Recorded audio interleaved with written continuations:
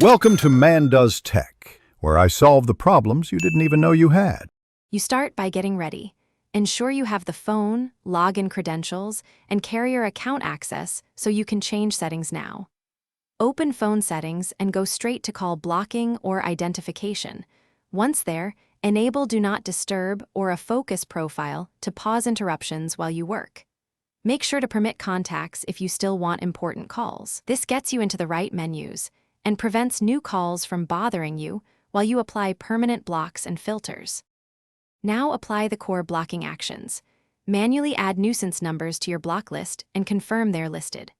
Once done, enable Silence Unknown Callers or increase your spam filter level to auto-filter robocalls. This blocks private or spoofed numbers you haven't saved. For broad control, log into your carrier account or install a reputable call blocking app to import lists and enforce custom rules. Make sure to sync any carrier blocks to your phone to keep settings consistent across devices. Finish by verifying. Have a block number call and confirm it's silenced or rejected.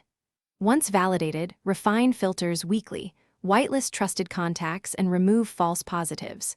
If calls still get through, check app permissions, ensure the blocking app is allowed to access calls, and confirm your phone OS and carrier settings are up to date. If problems persist, contact your carrier to reset network-level call controls. That single troubleshooting step resolves most remaining issues. Thanks for watching. If you found this helpful, don't forget to like and subscribe.